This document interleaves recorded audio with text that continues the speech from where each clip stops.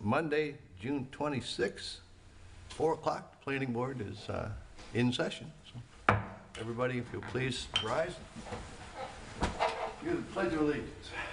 I pledge allegiance to the flag of the United States of America and to the republic for which it stands, one nation, under God, indivisible, with liberty and justice for all.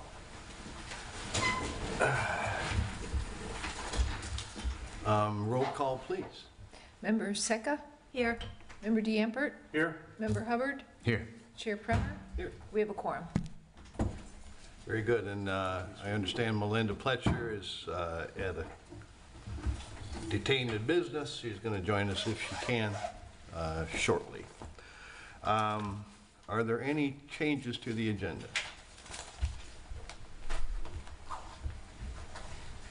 No changes. Okay, very good. Thank you. Any audience comments at this time? Okay, that's a. We'll need the approval of the minutes. We need approval of the agenda. I'm sorry, approval of the agenda, pardon me. Move approval. Second. Okay. Member Hubbard? Yes. Member Secca? Yes. Vice Chair DeAmpert? Yes. Chair Premer? Yes. Motion carries. And now the minutes from our May 15th, 23 meetings. Is there any questions, or do we have an approval for those? Move approval. Second. Vice Chair DeAmpert? Yes. Member Hubbard? Yes. Member Secca? Yes. Chair Premer? Yes. Premer?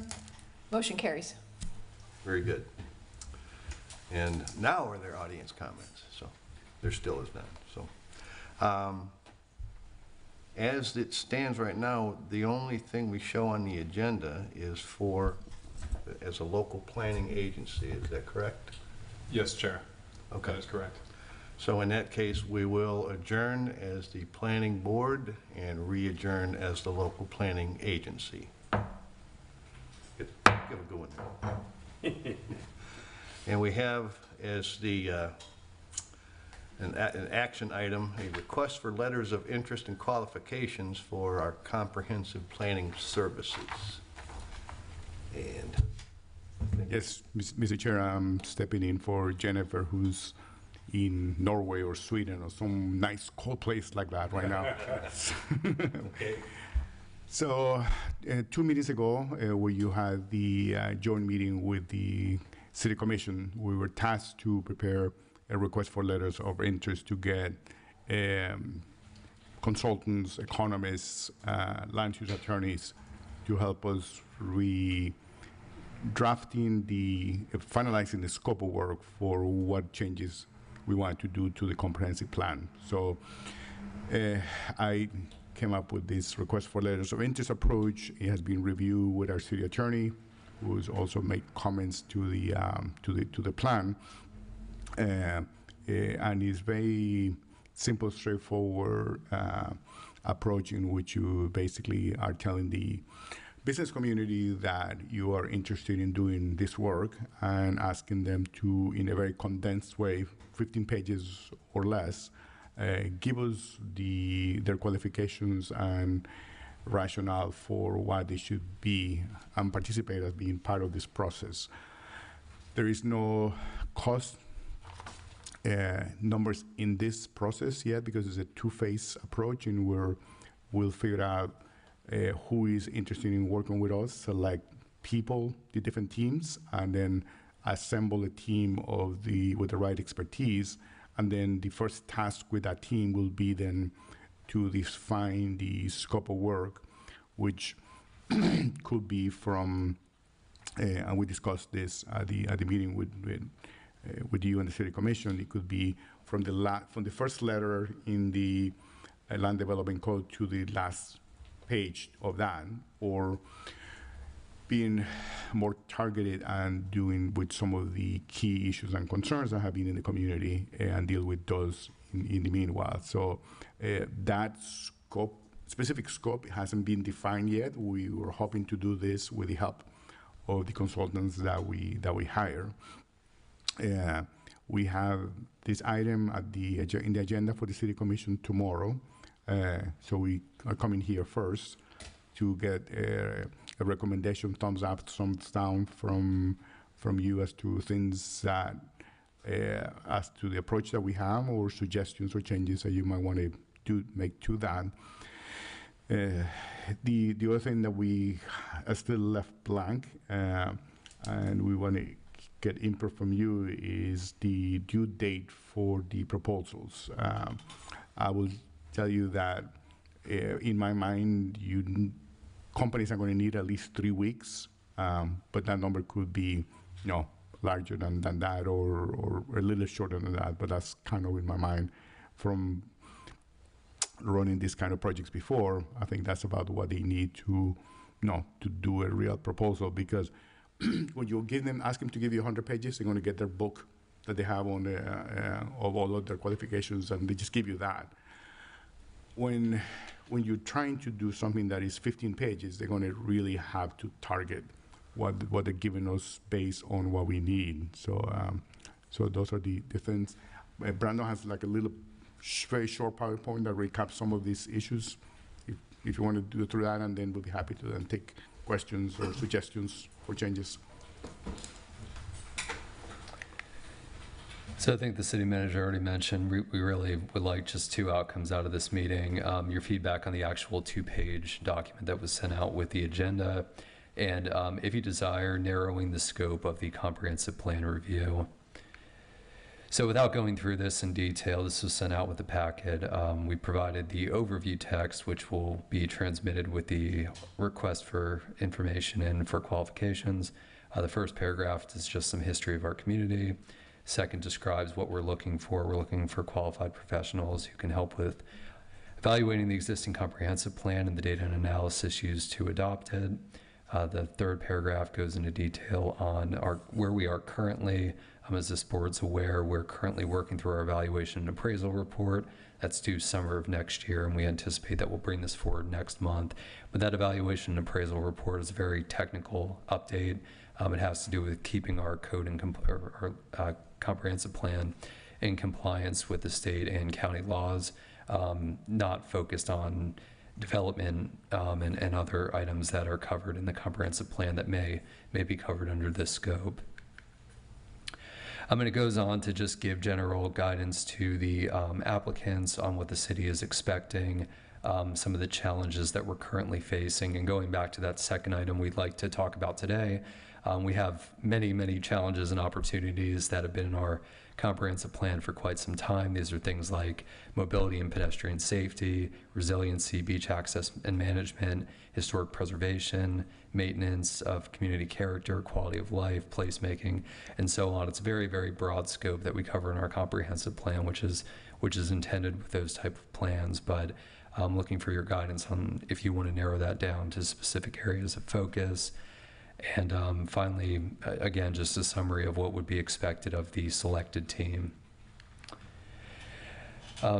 City manager already mentioned that the package should be submitted to or limited to no more than 15 pages. There should be a letter of intent, qualifications and experience of both the staff and the firm in similar engagements in similar communities, giving a detailed list of those similar engagements, a proposed team to be assigned, proposed approach, and other documents that they may find helpful in evaluating the firm's fit. Again, so making this more custom to the applicant rather than just a pre-prepared book, really getting into how they're qualified to assist our community and what we're looking to have done. As city manager mentioned, we would like help with setting a closing date, and the process after the closing date. The city will evaluate for complete submittal packages. Those that are complete will be forwarded to the planning board and the city commission, who will select the best firm. From there, the city manager will negotiate an agreement. So I wanted to talk a little bit about the structure of the comprehensive plan, again, going back to possible narrowing of this scope. Future land use element is far and above the most involved element in our comprehensive plan. All of our elements have goals, objectives, and policies. Those are standard across all comprehensive plans in the state.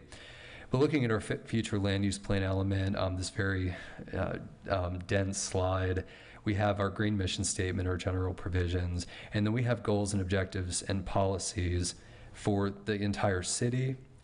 We have goals, objectives, and policies for the Community Redevelopment District.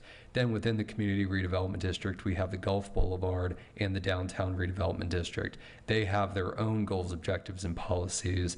And then when you get down to the individual zoning district and future land use category, you get policies for those as well. So if you look at, for example, the large resort district, it has its own zoning district policies. It has the Gulf Boulevard redevelopment district goals, objectives, and policies. It has the community redevelopment district goals, objectives, and policies. And then it has the citywide future land use policies. So it has those 4 sets of policies that all regulate development and operations in the large resort district. And each district within the community redevelopment district has that 4-level approach. Whereas a property outside of the community redevelopment district, in terms of future land use policies, they're only governed by the citywide future land use policies, those that start out the element. And I wanted to show that in contrast to the other elements of the comprehensive plan. We have several other elements: transportation, housing, infrastructure. We will have a forthcoming private property rights element that's part of the evaluation and appraisal report. Most of these elements, they're absolutely critical to the operation of our city and development, but they are the standard goals, objectives, and policies. We do have level of service standards in our infrastructure and recreation and open space element, and we have the coastal high hazard map that we adopt through the coastal and conservation element. But by and large, these other elements do follow the standard goals, objectives, and policies framework. So we wanted to just give you that as a background, if it's at all helpful in, if you wish to move forward with narrowing the scope or recommending a narrowing of the scope. We just wanted to give you that overview to just give a very broad basis for our comprehensive plan layout. Any questions on the presentation? I don't. Okay. Brandon, did the City Commission recommend anything as he's passing this down, or focus and that kind of thing on this? I think the last discussion was at the workshop. Is that The joint workshop that you guys have with this, hasn't been any other discussion since then. Okay. Now, who actually does the review of the submittals for the RFQ? That will be administratively done, and we'll bring a recommendation to the commission for approval. Okay. Right. And if you remember in the second slide, we basically are looking for planners, urban architects, economists. So it could be that we end up with a team. There might be a firm that has all of those components, but there's also an option that depends on who proposes. A team might be put together that provides all the right elements for this. Do we have any clue as to budgetary purposes, what this might cost the city? Just curious. I mean, do we have a target? Do we have a rough idea? I would say based on experience, 200-300 is probably about the right number. I think I heard that. Yeah. Yes. It's 250 is what I heard. probably highly dependent on the scope. I left the workshop with the impression that the City Commission was going to proceed with this, and we weren't really left with any specific items to work on. Other than the scope. I don't know. The way we understood it is the commission wanted to find a consultant and then get the consultant to help us finalize the scope. Okay. Okay, so that's kind of where we are right now. Wasn't there discussion, well, 2 questions. When you said a team, does that mean that we possibly will hire multiple,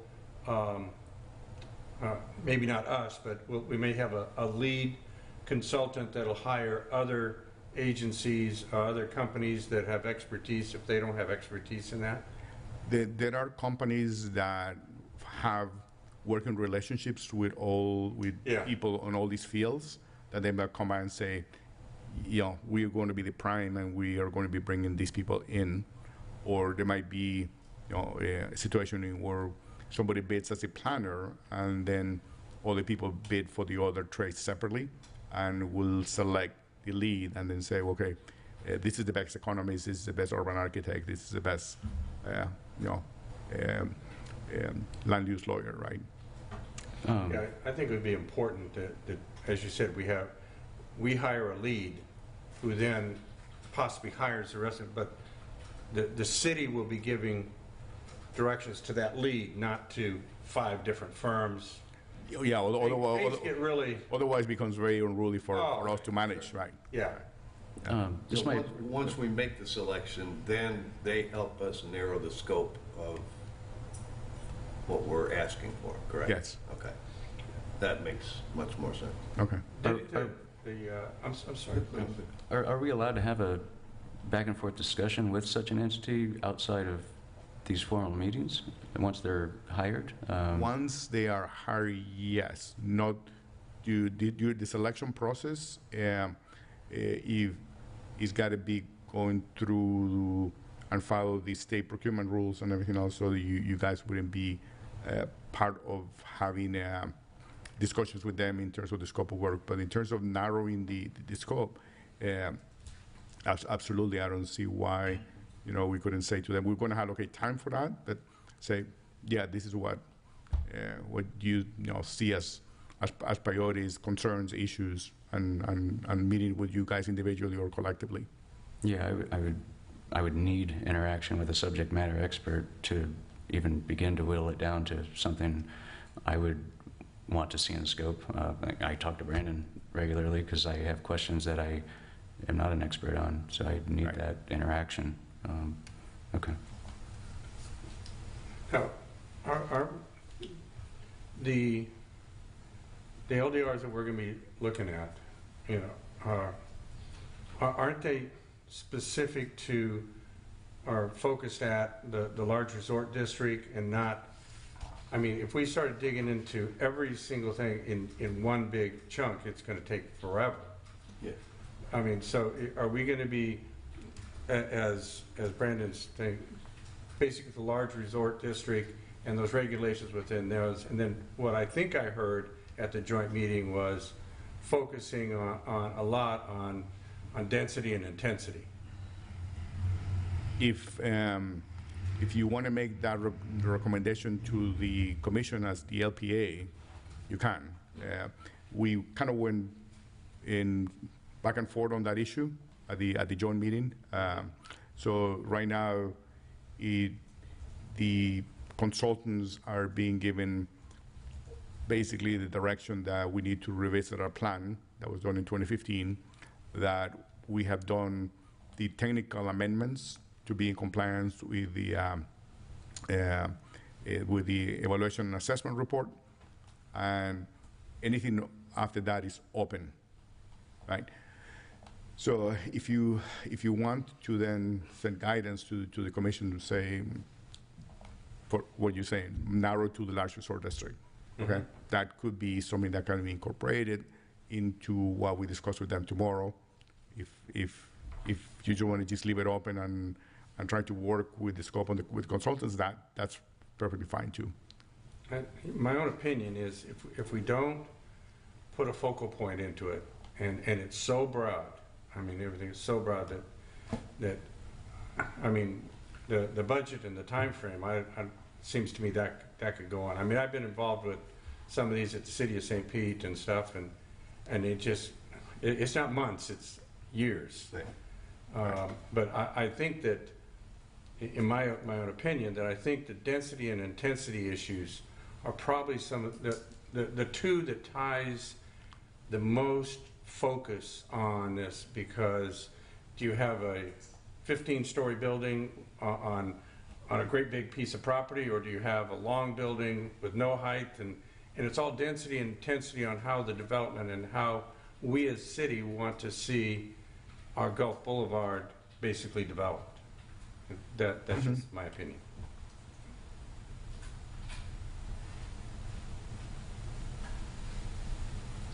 I actually agree. Next. I like what Brandon put up there about the 4 different elements as it relates to the large resort district. to me, that's the exact scope that I think where the city needs help right away with. Right. If I'm not correct, I thought that was perfect, what you brought up on Brandon, that yeah, can you put presentation. that slide back up? Yeah, That please. was actually, I kept trying to look to see if it was in the packet, and that one's not. Yeah, this one right here. And it's not scaffolded down like that, but the future land use policies, that bolded item at the top of the list, that applies citywide, and as you get further down, different standards apply based on where they're located. But any zoning district in the community redevelopment district is going to have that 4 levels. It varies based on which ones apply, based on location. So Future land, isn't that our city at 30,000 feet, looking at it on how we want our city to look, down the road in very conceptual terms, that then provide guidance back down into these lower ones on how they're developed? Is that? In essence, the future land use is the one that is going to be the controlling element for height, density, intensity. Right. All those things are going to be inside that section. Okay. That's why in the next page, he's got all these other sections, but they don't really address density and intensity of use, heights, and any of that. But do they, based on the discussions that we're having throughout the city right now, it seems like we've got very conceptual, grandiose ideas without application of those ideas.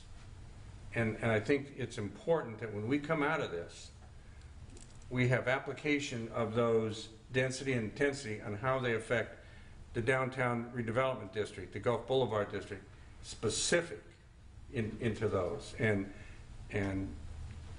because it seems like all of the discussions that we're having are from sources that maybe don't have a complete understanding of the whole thing, because it's very, as you know, very voluminous and very.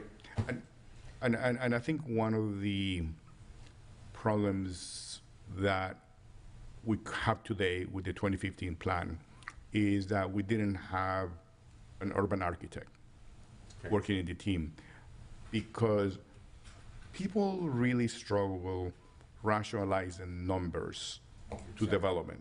Exactly. In terms of height, FAR, and what does it really look like in real life? And that's why I want to get an urban architect in there that says, well, if you put in these numbers in, this is what's going to look like. I mean, not exactly, because he's not going to give you the actual design of a building, but he can give you the mass and scale, so you can begin to make better decisions as to, okay, this numbers translate into this look, these numbers translate into that look. So people are not surprised with the outcome of the numbers, because I think that that's a little bit of what we have. The numbers were there, everybody agreed to the numbers. Exactly. But then when the numbers became reality, right, people are going, well, we didn't think that meant that. Exactly. Right. So, 2 things. One, I think it needs to be more than just a large resort district because of what all we're looking at here. And again, specific to the future land use, that's bigger picture for the entire city of the main areas, the downtown core, as well as Gulf Boulevard. The other thing, too, I know it was mentioned during the last joint meeting, as far as, and again, I know this would be farther down the road, but as far as actually doing like a 3D model of what it could end up looking like. I think that that's something we really need to do this time around, so that, to your point, what those numbers mean, we can actually see what they mean. I think that makes it a lot easier. Sure. And a lot easier to have that buy-in. Mm-hmm. Could that be one of the qualifications that we're asking for? No, I think we had an urban architect there for that very reason, so we can plug that in. Yeah. Sure. Makes sense. But this discussion help us, work with them in terms of the scope of what we need them to do is to be able to do some of that. Yeah. Brandon, and I know we're talking about something here that the city's got to model, but it's got to be understood by our population base here on the beach, as you just said. When you look at each one of these and how they interrelate back up into the future land use policies, is there, because there's some overlapping in those districts, obviously. And how do I put this? Does the district standards for each one of those,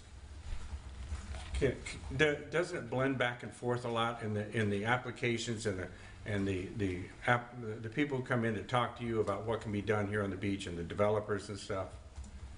And is there ways so that our citizens can better understand, like when the Serrata comes and makes a presentation, you know, they speak to this, but this is not necessarily understood by the population base. Should be, you know, I mean, I understand, but it's not.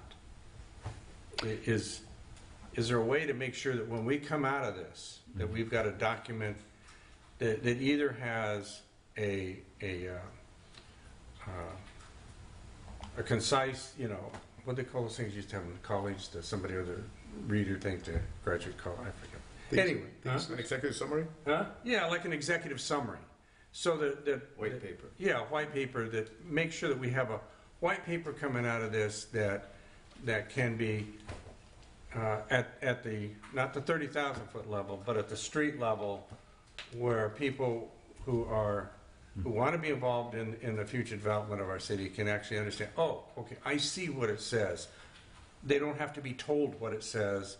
And a lot of time in that interpretation of what this says, like they think we can have a walled city here on Gulf Boulevard. Well, that can't happen. But they're being told and they don't understand. So if we can make sure we get a white paper out of this that somebody can put in their hip pocket or it can be available to them, so somebody comes and says, well, this is what could happen. They go, no, that's not what it says. So you'd be looking at something for maybe in conjunction with the 3D model, just something approachable that gives the... Yeah. Okay. You know, to take away that third-party interpretation where the third party doesn't always understand what they're talking about. Okay. I have a question. What is placemaking? Because I know it's one of the words that's in the request of letters. Placemaker are things that make your community different.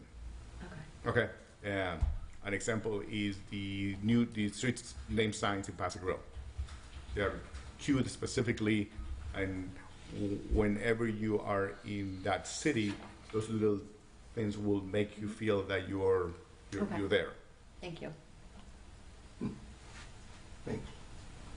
I kind of knew that, but I really didn't. Yeah. Needs to be clarified. The entrance, names that we have changed and done for the city in the last couple of years, all of those things go to placemaking. Having standardized garbage cans and benches and everything else that has certain look and feel, all of that comes into that. Okay. Any other questions or comments for Brandon or our attorney or our city manager? Have we given you the direction that you're looking for? I guess that's... Yeah, I think so. I think it's been a good discussion. We'll transmit this to the commission tomorrow. You guys are welcome to be there. It is, I would say, probably about 30-40 minutes into the agenda, so 6:30 or so we'll be talking about this. Okay. Did any members see any reason to restrict the application time to less than 3 weeks, or is that something you're comfortable with? the 3-week window seems to be a little far-fetched with 4th of July week coming up here this week and next week. I could see at least bumping it to a month based on the time frame of the 30 days middle or of the summer. Yeah, 30 days. 30 days. Yeah. Is that realistic? Yeah, to me 3 weeks was the minimum, but yeah, Okay. I think 30 days, and we can include that in the recommendation to the commission tomorrow. Okay. Brandon, on that note, I would probably also want to add a line item for them to provide expectations on when the engagement could begin, because, if they say we're not available for 9 months, then we've defeated what we're trying to accomplish. And is there a time frame for having the selected group submit their finished product? Is that gonna be part of the, That's part of the approach Okay. section of the proposal. that's what I figured, Um, yeah. But we can make sure that in the approach, they have a start date. The end date is going to depend a lot on how we play with the scope and what scope Right. we end up doing, because, I mean, this could be, I would say no less than 18 months, but could be up to 3 years, depending on how much you pile onto that. Okay, And the 250 also will go exponentially with the increase in scope and the increase in time as well. okay. With that kind of time frame, are we going to put into it benchmarks at certain points when they need to come back and give interim reports? This is where we're at, so that the community. That will be done when you negotiate a contract with them. So Okay. the I'd like project to make sure schedule, that- contract and that that's in there. deliverables for all those different things. Reporting intervals. That makes sense. Yeah. Yeah. Keeps all that discussion. And Yeah, so where are we now? Okay. and this process requires a lot of community input, community Yes, it meetings. does. And as you know, that a large percentage of the population is not here in the summer, so we got to make sure that we do those in the right time of the year as well. Mhm. Very good. Okay, thank you. Thank you, Brandon. Thank you. Thank you, Brandon. Is there any audience comment on what we discussed? Okay. I do have one thing that came up, discussion. Adjourn as the LPA. Yeah. Yeah. Oh, I'm sorry, that's right. So we are adjourning as a local planning agency and going back to the local planning board. So now we're back to the planning board. Questions come up from neighbors, constituents. Now that the Cory Landings project has been taken off the table,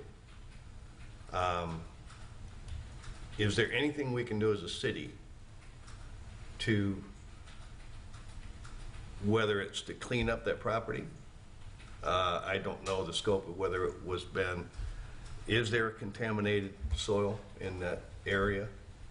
And if so, are there any local, state, federal grants that can help us preparing that site for future development? And is it possible for the city to do something with that property? I mean, I have no idea. These are just questions that came up. And if I can add Go one ahead. more thing to Yeah, that. please. Can you explain to us what happened? I mean, there's rumors out there and all that, but can you explain to us what happened? The exact reason the RAM is not putting anything in writing yet as to the exact reason, but from conversations with them, I can tell you it's an accumulation of economic issues that went south for them. Interest rates went up, construction costs went up, the environmental cleanup is an issue that they were inspecting. They were trying to get an exception on building without pilings, building on a solid foundation. I know they submitted that twice to FEMA. It didn't get approved 2 times. So I think enough negative things happened to them that that it came to eventually that conclusion. But we don't have, I make it clear, we don't have an official statement from them as to we pulled out for this reason. We do know that the property is owned by a company in Texas named Fortress, and they are looking for other potential developers to step into the shoes of RAM. But we don't have, they haven't finalized the process. I don't know if they're going to find somebody or not, and to what extent they want the process change from what the RAM got approved. So depending on whether they find somebody and how much does things change is going to be in the nature of what has to be reheard, and the attorney and I are still talking about exactly, what's going to have to come back in front of the commission if they find somebody. But it's all hypothetical right now because they haven't found somebody yet. Did they? In terms of the environmental things, in general rule is that if the environmental issues are not disturbed, you're not obligated to clean. So, but we can see if there are any grants available for environmental remediation for the site, but it is unusual for the government to step into a privately owned land and do environmental remediation, because the upside of that goes to the landowner. Because if you go and spend $2 million and clean it up, then his land is worth $2 million more, right? And that's what is typically not done. You kind of just wait until somebody can actually clean it up. Whether the city, you suggested like the city might want to buy it. I mean, it hasn't been in our plans to acquire anything that big or that expensive. It is in the, correct me if I saw a figure out there of 100 million, that seemed pretty high. The actual cost of that property. Do we have an idea? Cost of the land, Just the land? Yeah, no, I don't think it's that high. I don't think it was that high. okay. I don't think it's that I high. heard something closer to 40, 50 million for that piece of property. That's what I think that was the original acquisition from the first guy that acquired the land. I think it was 45 million. That was 38. 38, Came 30, down yeah, to. right in that $40 million price range. Right, I would say it's 8 digits, but I don't think it's 9 digits. okay. Two things. I know that the city doesn't have a economic development department. We're not big enough to Right. afford that kind of staffing. Is two things. Is the city going to look to see, with the horsepower of people, residents of this beach, that have been involved in that kind of stuff over the years, to see if there's any kind of assistance there, number one. Number two, are we going to look to Pinellas County Economic Development to assist us with this and in finding, not just relying on the owner, but assisting us in finding them a buyer, third. And if we can put a number to whatever those new regulatory actions have committed to that property, to find out if there's a way to augment that in some way. I'd be happy to talk to the county and the economic development group. I'll be happy to have you volunteer also. I know you have the right expertise to be volunteer with this kind of stuff. Happy to work. Yeah, I'm sure this was an easy decision for RAM. They, in my rough estimation, they're out at least $10 million in this venture. They paid about $700,000 in permit fees to the building department, plus all of their engineering, consultants, attorneys, blah, blah. You add all that up, and they're north of $1 million. That if the building is different than the building that was being submitted, all those plan review permit fees are forfeited under state law. So I'm sure it wasn't an easy decision to walk away from that kind of an investment. And unfortunately, for reasons, we don't know the details on it.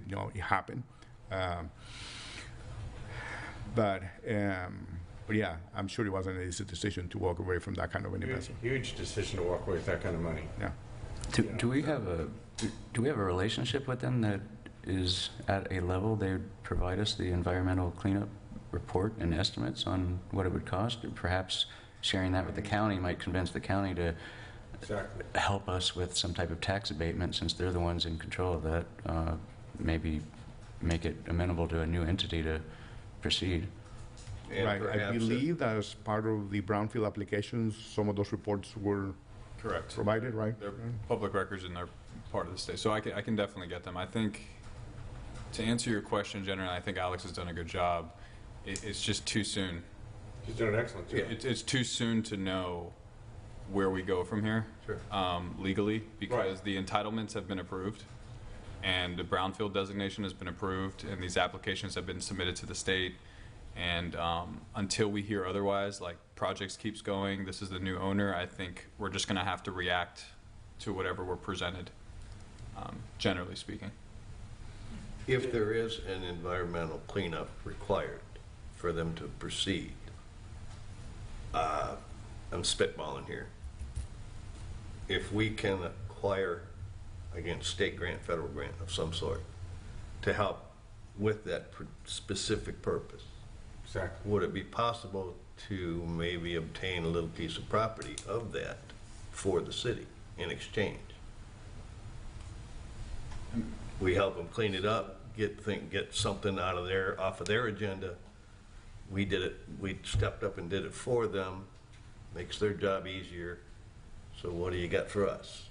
Piece of a dock? If I can just speak on the environmental aspect before you go, Alex. So there are two ways to designate something Brownsfield, right? There is a property owner way, and then there is a local government way. We did it the property owner way. Okay. Right, so if we wanted to do something different, we would have to go through the process again as a local government, designating it Brownsfield, which results in different requirements, different notices, different public meetings. Okay. So it wouldn't be like we could just take over their designation because they did it pursuant to a section of the statute Okay. as a property owner as opposed to a local government. Right, and what they do is get tax breaks, which we don't get tax breaks, so Right. Okay, it's very like a different avenue. And Answer my question. on the second part, I don't know that we can quid pro quo the cleanup for land. There might be, circuitous ways around that, but I don't know that there's a direct path between Okay. those two things. But You answered. you're thinking outside the box. I like it. Yeah, sure. Yeah. We do what we can, right? Now, the density pool that was assigned to that, that's gone now, correct? That density pool is back, Those 145 units are right now still allocated to that. still allocated to Correct. the site. Correct. All right, so if someone else came in, they didn't lose it because they walked away from it. Because the applicant is Fortress, the applicant is the property owner. Oh, Yeah. okay. But when somebody is going, and this is when it's going to get really complicated because it has to do a lot with who they bring in and how did they bring it in and how much they want to change it. Correct. And that will control the extent of a level of a rehearing that might have to happen for that. But Right. there are so many different variables on that I don't know that until we know if they found somebody Right. to begin to speculate, okay, they're going to have to redo this steps 1, 2, and 3. We will know that. If their approval expires, then the units go back into the pool.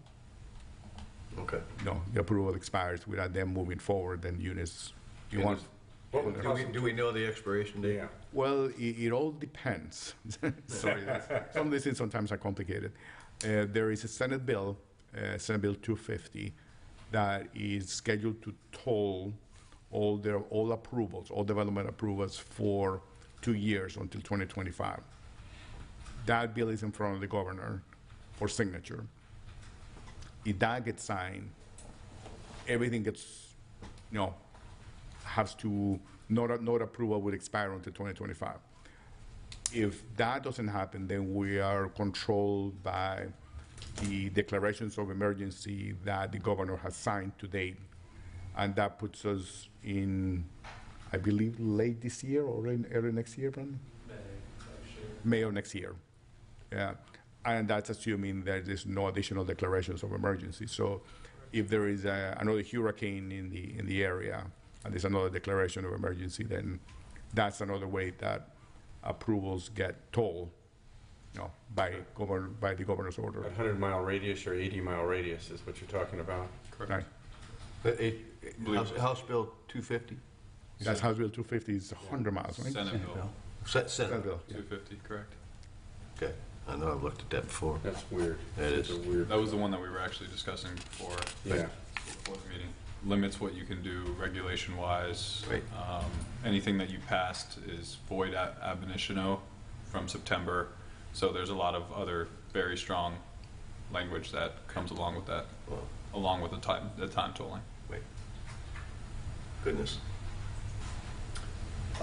Any other discussion we need to go on with? Anybody? Okay, well, thanks everybody for coming. Have a great week. We'll maybe see you tomorrow night. All right. Meeting is adjourned.